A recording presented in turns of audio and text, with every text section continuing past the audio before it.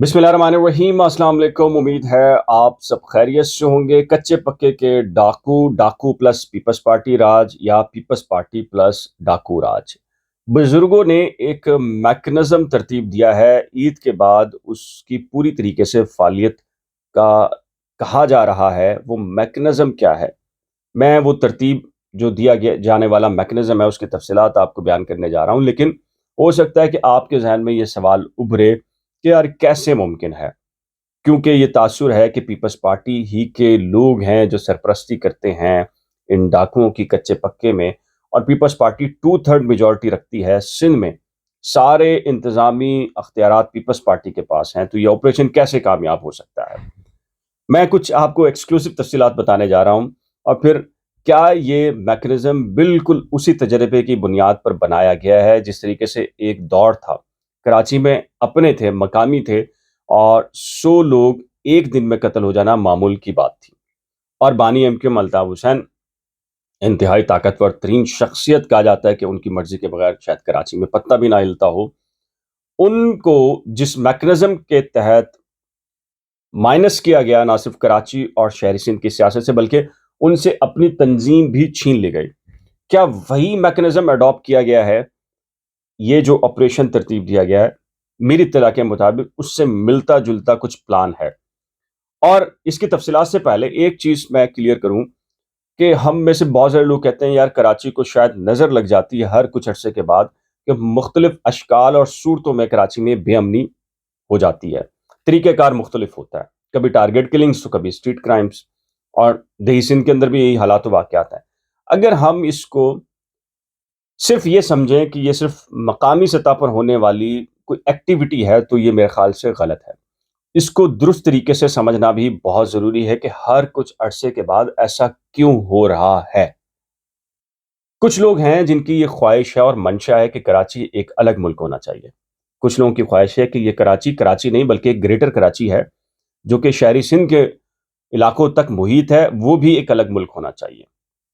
कुछ लोगों की ख्वाहिश है कि दही सिंध एक अलग मुल्क होना चाहिए, और कुछ लोगों की ख्वाहिश है कि पूरा सिंध अलग होना चाहिए एक अलग मुल्क की सूरत में। और कुछ लोगों की ख्वाहिश है कि मिलजुल कर पहले पूरे सिंध की अलहदगी हो, फिर उसके बाद देख लेंगे किसका कितना शेर बनता है। और यही हालात वाक़यात हर कुछ अरसे के बाद इसकी मुख्तलिफ शक्लें अख्तियार कर जाते हैं। ये एक हकीकत है। भले से अब इसमें किसी पॉलिटिकल पार्टी कौन सी है कौन सी नहीं है, हम इसकी बहस में कतई तौर पर नहीं जा रहे। आइए बात करते हैं उस मैकेनिज्म की कि वो मैकेनिज्म क्या है जो तरतीब दिया गया है।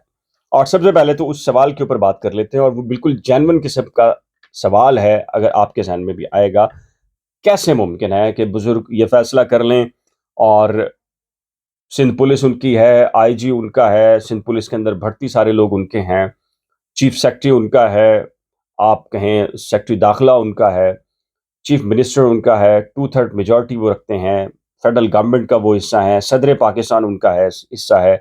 तो क्यों कर कैसे उनकी मर्जी के बगैर उन्हीं के सूबे में ये ऑपरेशन लॉन्च हो जाएगा? इसके लिए मैं थोड़ी सी आपको कुछ तफसीलात बयान करता हूँ, बहुत ज़रूरी है, इसको ज़रा तहम्मुल से सुनिएगा। फिर उसके बाद ये जो असला उठाने की बात अल्ताफ हुसैन साहब ने की है या मुफ्ती तारिक मसूद साहब ने बात की है, इस पर भी बात करते हैं। देखें, एक ज़माना था, कराची पे कराची वालों का राज था, पूरी कुव्वत के साथ राज था। और फिर एक ज़माना वो भी आया कि कराची के अंदर 100-100 लाशें गिर जाना एक दिन में मामूल की बात थी। और मैं उस वक़्त एक पाकिस्तान के सबसे बड़े नशियाती इदारे में था, और हम शाम को जब दफ़्तर जाया करते थे 7-8 बजे, तो हमारे पीछे बिल्कुल डेस्क के ऊपर क्राइम रिपोर्टर बैठे होते थे, तो हम उनसे हर कुछ लम्हे के बाद पूछते थे कि अब कितने लोग हो गए? और शायद बड़ी इंतहाई अफ़सोस के साथ, जो उस वक़्त दिल इतने मुर्दा हो चुके थे कि ये बात होती थी कितना स्कोर हो गया है।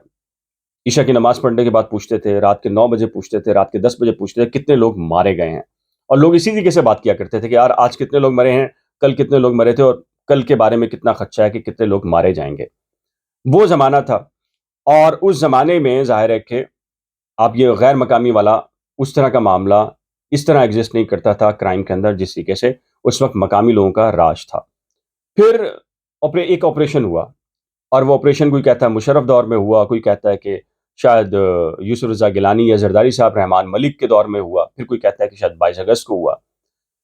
वो ऑपरेशन जब भी लॉन्च हुआ, उसके लिए قانون نافذ کرنے والے اداروں کو کوئی ایک گائیڈ لائن اور ایک تحریری شکل درکار تھی جس کے سامنے کوئی بات نہ کر سکے، جس کے سامنے سر جھکا کر سب کھڑے ہوں اور سب اس کو مانیں۔ کوئی ایک ڈاکیومنٹ چاہیے تھا ان کو، ایک تحریری شکل میں کوئی چیز درکار تھی جس کے آگے نہ صدر بول سکے، نہ اس وقت کا پرائم منسٹر بات کر سکے، نہ چیف منسٹر بات کر سکے، نہ آرمی چیف بات کر سکے، نہ D G I S I بات کر سکے۔ ان کو یہ درکار تھی، اور وہ درکار ہوئی کراچی بے امنی کیس سے، افتخار محمد چودھری کے سوموٹو کیس سے۔ پہلا تو وہ جب کیس چلا تو اس نے خود بخود وہ راہ ہموار کرنا شروع کی، میڈیا کو وہ زبان دی کراچی کے حوالے سے جو کبھی میڈیا کے لوگ کبھی تصور بھی نہیں کرتے تھے کہ وہ بات کریں گے کراچی کے حالات و واقعات پر۔ پہلی چیز تو یہ ہوئی۔ آج تو چھوٹی سی چھوٹی کہیں کہ ایک واردات کے اوپر اتنا تو شکر ہوا ہے کہ لوگ اس کو شیئر کر رہے ہیں، اور وہ شیئر کرنا چاہیے، لیکن کراچی میں 100 لوگ کس طرح مارے جاتے تھے اور کیا اس کے پیچھے حرکات اور محرکات ہوتے تھے، کوئی بات بھی نہیں کرتا تھا، اور کسی کو پتہ بھی ہوتا تھا کہ اس کے محلے میں کسی نے کسی کو مار دیا تو وہ اس کے لیے تصور بھی نہیں کرتا تھا کہ وہ بات کرے گا کہ کون آیا تھا اور کس طرح مار کر چلا گیا ہے۔ گواہان اور عدالتی کارروائی تو بہت دور کی بات ہے۔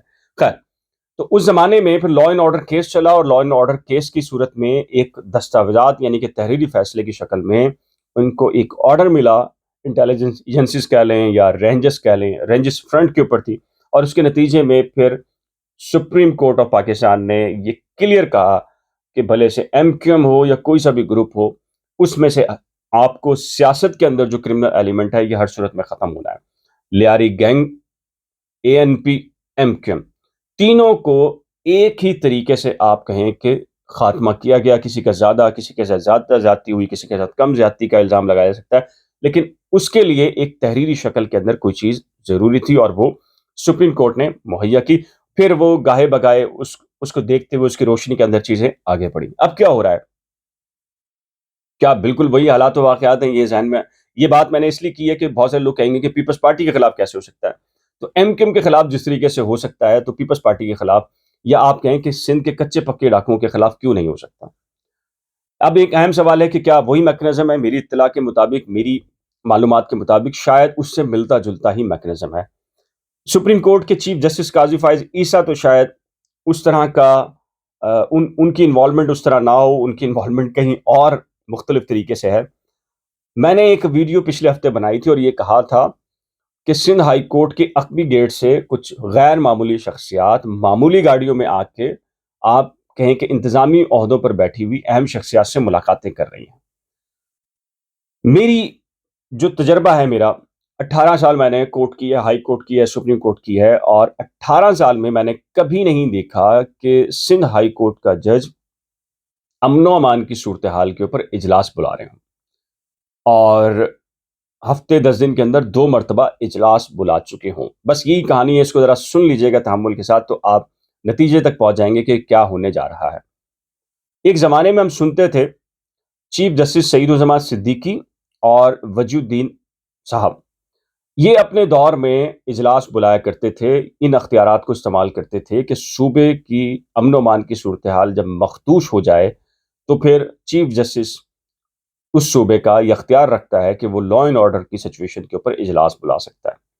اور میری اطلاع کے مطابق وجی الدین ہو یا سعید الزمان صدیقی، یہ ہفتے اتوار کو بھی اجلاس بلایا کرتے تھے، اور یہ ساری جو شخصیات ہیں، چیف سیکرٹری کہیں، آئی جی کہیں، اور بہت سارے لوگ ہیں، اس میں جایا کرتے تھے، اور وہ کہا جاتا ہے ایڈمنسٹریٹیولی احکامات، اور اس کے تحت پھر ظاہر ہے کہ چیزوں کو ترتیب دیا جاتا تھا۔ تو یہ موجودہ chief justice Sindh high court ہیں، 10 دن میں 2 اجلاس بلا چکے ہیں، اور کل جو اجلاس انہوں نے بلایا ہے 4.5 گھنٹے چلا ہے۔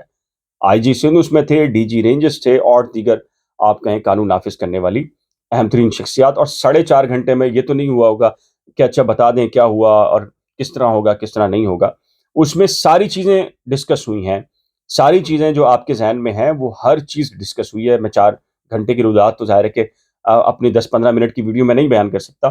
خیر، جو سب سے اہم نقطہ یہ ہے، ڈی جی رینجرز نے اس میں یہ کہا ہے، اور یہ چیزیں پہلے سے کہیں پر طے ہو چکی ہیں، بس اس کو اس طرح شکل دی جا رہی ہے جیسے کراچی بے امنی کیس میں شکل دی گئی۔ ڈی جی رینجرز نے کہا کہ جی ہمیں یہ سارے اختیارات مل جائیں کہ ہم وہ پروسیکیوشن بھی کر سکیں، گرفتاریاں بھی کر سکیں، عدالت میں بھی پیش کر سکیں، اور اس کے بعد پھر لا اینڈ آرڈر کی سچویشن پر جس طرح ہمیں ماضی میں کراچی بے امنی کیس کے بعد ہمیں اختیارات ملے تھے اور ہم نے آپریشن لانچ کیا تھا. اگر ویسے ہی سارے اختیارات ہمیں سونپ دیے جائیں تو ہم بہت اچھے طریقے سے نہ صرف کراچی کو ہینڈل کر سکتے ہیں بلکہ ہم دہی سندھ کے اندر بھی ڈاکوؤں کے سیٹ اپ کو مکمل طور پہ ختم کر سکتے ہیں.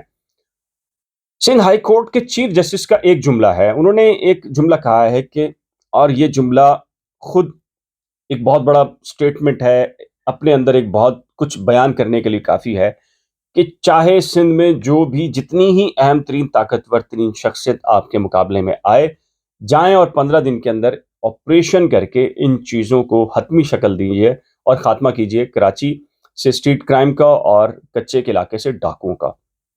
اس جملے کو آپ افتخار چودھری یا اس دور کے بعد جو سپریم کورٹ بیانات دیتی رہی ہے یا احکامات دیتی رہی ہے تو اس کی روشنی میں دیکھیں گے تو آپ کو بہت کچھ سمجھ میں آئے گا. پھر دوسری چیز یہ، ایم کیو ایم بھی یہاں پر آن بورڈ ہے. میری اطلاع کے مطابق ایم کیو ایم پاکستان بھی آن بورڈ ہے. اگر ایم کیو ایم پاکستان اگر محلہ کمیٹیاں بنانے جا رہی ہے، اگر عید کے بعد وہ بھی ایکٹیو ہونے جا رہی ہے تو ایک پریشر گروپ بھی تو ڈیولپ کرنا ہے. ایک پریشر کے طور پر سندھ اسمبلی کے اندر بھی تو آپ نے دباؤ ڈالنا ہے کچے پکے کے ان سارے معاملات کے اوپر. پھر دوسرا، آفاق صاحب بھی میری اطلاع کے مطابق کہیں آن بورڈ ہے. اگر آفاق صاحب نے ایک ہفتہ پہلے یہ بیان دے دیا ہے کہ سندھ رینجرز کے ذریعے آپریشن کرایا جائے، آفاق صاحب کو بہت سارے لوگ جو کہیں کہ اینٹی اسٹیبلشمنٹ تصور کرتے ہیں، لیکن بہرحال آفاق صاحب نے ایک ہفتے پہلے یہ بیان دیا تو اس کا مطلب ہے کہ گراؤنڈ بنایا جا رہا ہے. یہ میں پھر یہ کہوں گا، یہ آپریشن مقامی پیورلی ایکٹیویٹی نہیں ہے. اس کے پیچھے وہی محرکات ہیں جو میں نے آپ کو بتایا ہے. کسی کی خواہش کراچی ہے، کسی کی خواہش شہری کراچی ہے، کسی کی خواہش پورا سندھ ہے، کسی کی خواہش پورا سندھ ہے اور بعد میں پھر حصے اپنے اپنے کر لینے کے منصوبے. اور اسی کی وجہ سے یہ نہ صرف کراچی میں ڈسٹربنس ہے بلکہ شہری سندھ اور دیہی سندھ مشترکہ طور پر ڈسٹرب ہے. اب یہ جو بات کرتے ہیں اسلحہ اٹھانے والی بات ہے، ابھی تک مجھے کوئی اس طرح کا دلیل مجھے ابھی تک کوئی نظر نہیں آئی. بہت سارے لوگوں نے اس کی مخالفت کی اور کہا ہے کہ جی ہمیں سیلف ڈیفenس کا اختیار ہے اور اسلحہ اٹھانا چاہیے. میں کہتا ہوں کہ آپ کی 40-45 سال کی تاریخ ہے. بہت سارے لوگ کہتے ہیں کہ جی کے پی کے میں اگر اسلحہ ہے، پنجاب میں اسلحہ ہے، بلوچستان میں اسلحہ ہے، دہی سندھ میں اسلحہ ہے، تو ہمارے پاس اسلحہ کیوں نہ ہو. میرا خیال ہے کہ کراچی کراچی ہے اور کراچی والے کراچی والے ہیں. کراچی والوں کی ایک تاریخ ہے، کراچی والوں کی تاریخ 40-45 سال کی ہے کہ انہوں نے اس اسلحے کو جب اٹھایا تو اس کا استعمال اپنے مخالفین کے لیے ہونا تھا، لیکن اس کا سب سے زیادہ استعمال اپنوں پر ہوا ہے. اور اگر کوئی فگر مانگنا چاہے گا تو میں فگر دینے کے لیے تیار ہوں کہ شاید اپنے مخالفین پر کم استعمال ہوا ہے، اپنے آپ پر، اپنے لوگوں پر، اپنے لوگوں نے زیادہ استعمال کیا ہے.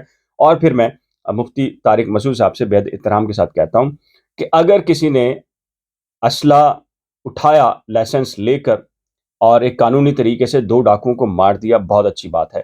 لیکن اس نے 1 سال کے بعد اپنے ہی کسی بھائی کا قتل کیا اس اسلحے سے، تو کون ذمہ دار ہوگا؟ اس کا جواب اگر مجھے کوئی دے سکے مناسب طریقے سے دلیل کے ساتھ. اور یہ کراچی شہر میں ایسا ہوا ہے، ایسا نہیں کہ نہیں ہوا. 40-45 سال کی جو تاریخ ہے اس کے تناظر میں اگر کوئی مناسب جواب کسی کے پاس ہو تو میں اس کا منتظر ہوں. تو یہ تفصیلات کچھ ہیں. آپ کی رائے اس سلسلے میں کچھ ہو تو اپنی قیمتی رائے کا اظہار نیچے دیے گئے کمنٹ سیکشن میں ضرور طے کیجیے گا. ایک نئے بلاگ کے ساتھ جلد ملیں گے، تب تک کے لیے دیجیے اجازت. خدا حافظ.